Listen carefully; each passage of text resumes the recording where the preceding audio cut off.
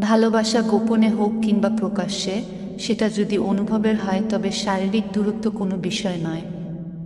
যে ভালোবাসা অনুভব করায়, যে ভালোবাসা ভালো রাখে, যে ভালোবাসায় গুরুত্ব বোঝায়, সেই ভালোবাসা কখনো কষ্টের কারণ হতে পারে না।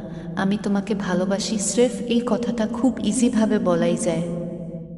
তবে যাকে ভালোবাসি তাকে আদৌ কি ভালো রাখতে পারি? তার মন ভালো রাখতে পারি? তার মনের যত্ন নিতে পারি? তার চোখের দিকে তাকিয়ে তার না বলা কথা, ইচ্ছে কিংবা আকাঙ্ক্ষাগুলো বুঝতে পারি? ভালোবাসা মানে এই নয় যেটা গোপনীয় থাকলেও বোঝা যায় না। ভালোবাসা বোঝা যায়, অনুভব করা যায়।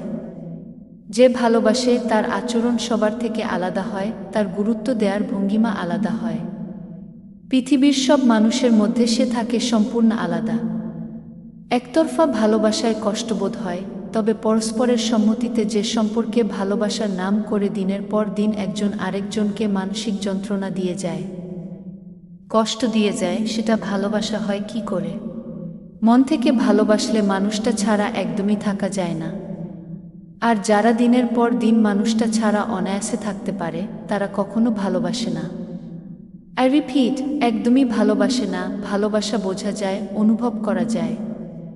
ভালোবাসার মানুষটার প্রতি অঙ্গভঙ্গি, ভাষা, কথা, আচরণ, গুরুত্ব সবার থেকে এতটাই আলাদা থাকে।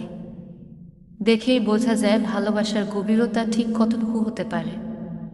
ভালোবাসা গোপনে হোক কিংবা প্রকাশ্যে, যদি তা সত্যি হয়ে থাকে তবে মানুষ তা অনুভব করতে বাধ্য। লেখায় মোহাম্মদ ফাহাদ মিয়া।